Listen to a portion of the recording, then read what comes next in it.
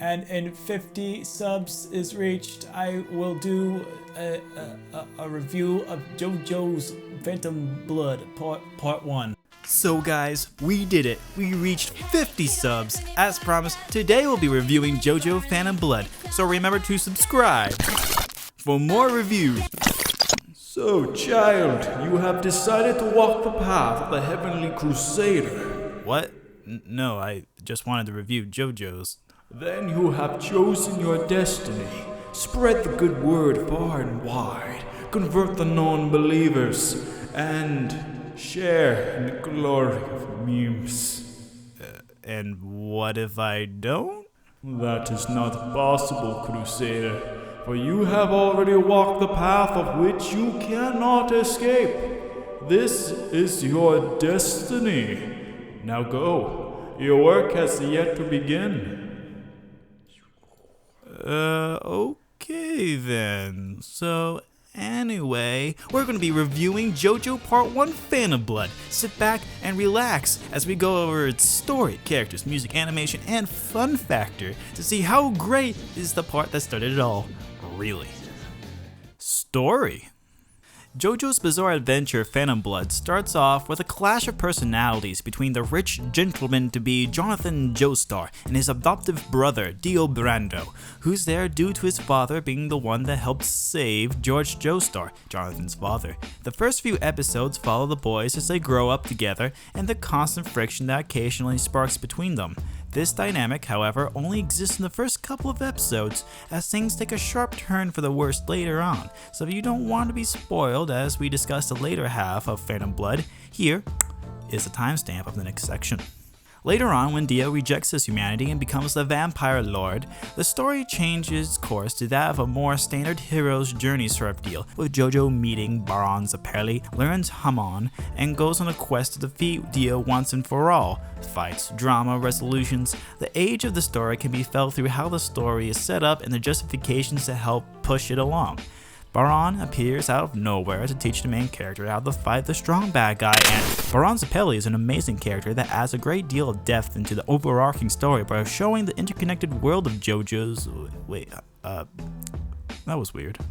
Anyway, the show progresses as per usual shonen style, with the main cast conquering smaller, weaker villains to gradually increase the experience of Jojo until he's learned enough to be able to beat. The progress of JoJo's is meticulous in the motivations of its characters and expertly prepared to bring about the absolute best that the genre has to offer. Each battle of JoJo's has meaning behind the clashes, as not only will you get the heroic needs of pushing oneself to be the best that they can from JoJo, but you will also feel the motivations and malice that the antagonists hold close, letting both the viewer and the main cast be invested in each major conflict. Indeed, in a purely story-focused manner of analysis, Jojo's Phantom Blood really isn't anything, really is a pillar of unwavering, refined manliness that will undoubtedly have you engaged the whole way through. The clashes between pure good and pure evil are on full display between Jonathan and Dio, and as such you have a timeless tale of both the greatest and worst in humanity going at it. This type of tale is an oldie, but a goodie. But with the more generic hero's tale out of the way, I'd say the real draw into Jojo's Phantom Blood is the emotional element that can be felt throughout the course of the part. It's not the Hamon that's the hook, but the entanglement between Jojo and Dio as these absolutes of good and evil constantly going at it, with history and respect towards each other growing with each encounter, accumulating into probably one of the best endings in character send-offs in anime. The last moments of Jojo and Dio on the boat was beautiful. Characters.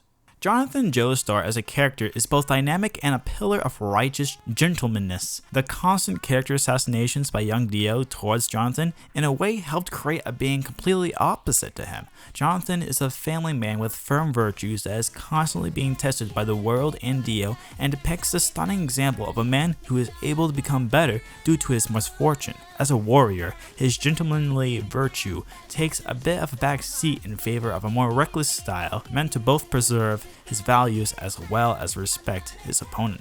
Dio Brando, on the other hand, is the pure rotten villain that everyone loves to hate, and maybe just loves in general.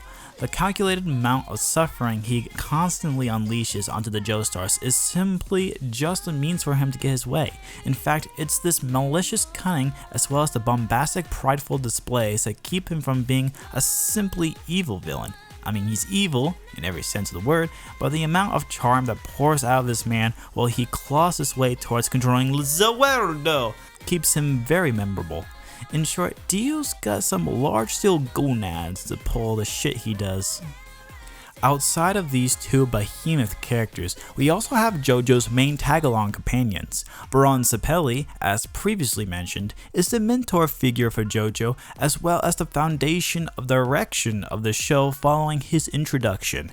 He is suave in his movements and speech, which helps veil his true capabilities as a Hamon-using badass. And let's not forget the best waifu of the series, Speedwagon. This man is a bro through and through. The dedication Speedwagon has towards helping Jojo fucking destroys their useless waifus. Tell me who else was willing to both stick up for both Jonathan against a supernatural evil and not only visit you in the hospital, but know when to leave? Bruh. Speedwagon is the picture of what you need in a best friend. If your best friend isn't willing to be with you while you encounter your family about their shitty behavior and know when to let you have your alone time, you haven't met your best friend yet. And I suppose there are other numerous side characters in the show, but as far as personality goes, there is either not much to talk about or they're not hugely important to the overarching story. Honestly, people like George Joestar and Erina Pendleton feel more like plot devices are the strong pillars that help the show run smoothly, as the majority of the show would be without purpose or meaning without these important characters. Oh, and I guess there's some monks that show up halfway. They really don't do anything except...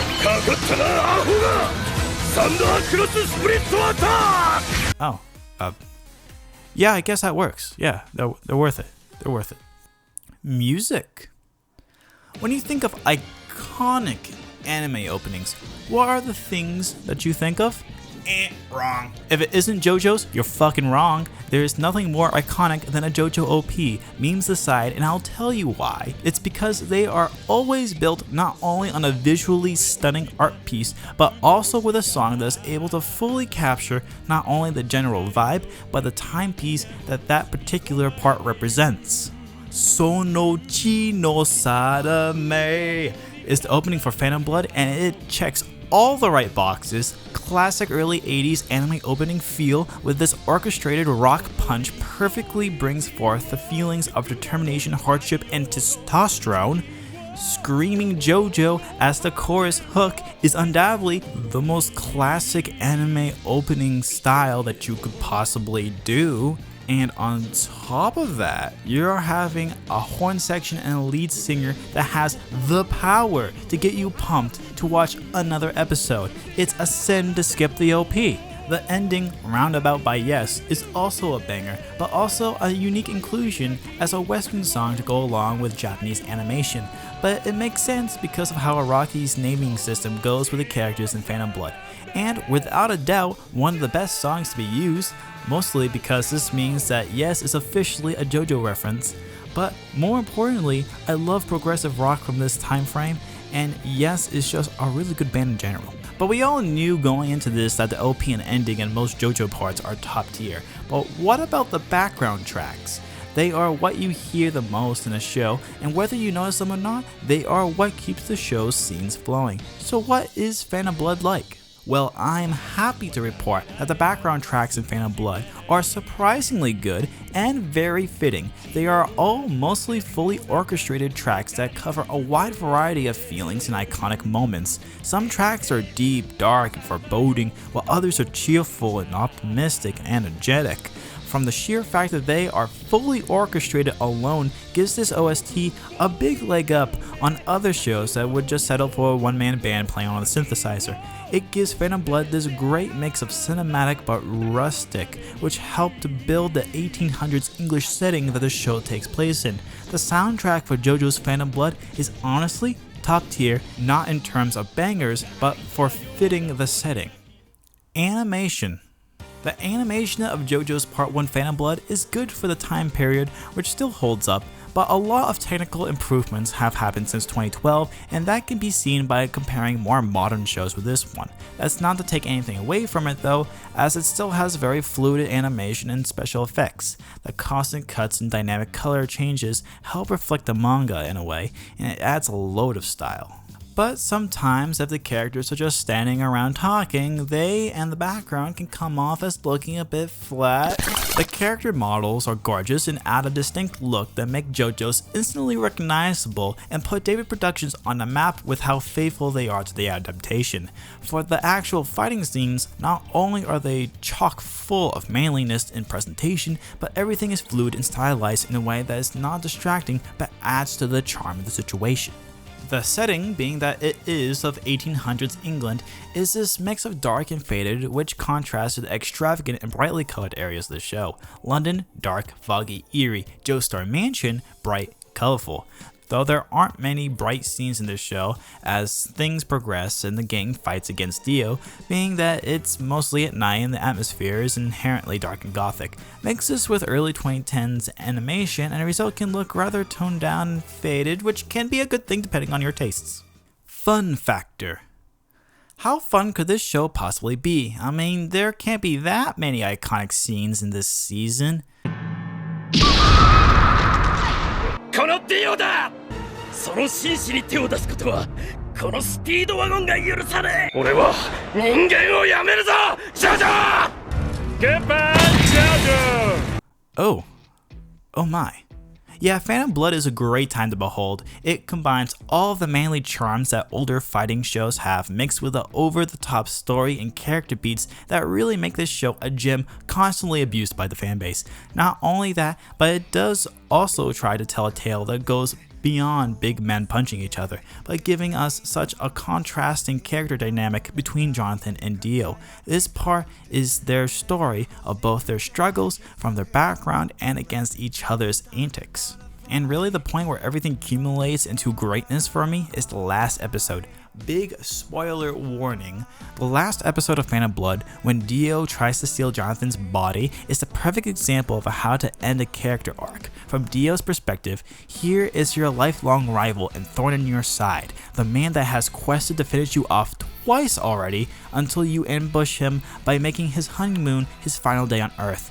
Then you have Jonathan. It's your honeymoon. You finally get to spend some quality time with your lifelong crush after finally conquering the darkness of your past. Then here he comes, head in a fucking jar, fucking everything up just to get you one last time. You two fight one last time. The goddamn ship is exploding in a final bid to end it, as the crew has already been turned into zombies. With the final last words, you bid farewell to your wife and the crest ahead of your sworn enemy. Your fates are entangled together, and now it ends, the final battle at last. Even if there is some cheese along the way, Phantom Blood tells this impassioned story of fate while introducing some great characters. Of course it's fun. Conclusions. In all, JoJo's Bizarre Adventure Phantom Blood is an honestly great show. Sure, sometimes there's weird or rushed story plots and didn't characters, but it has great music, a strong main cast, and great character finale. Averaging all of our scores, we get a final score of 8.6 out of 10. Or that is what I would say, but after watching, this isn't what it deserves. No, you can't just give something this impactful to weeb kind a simple numerical score.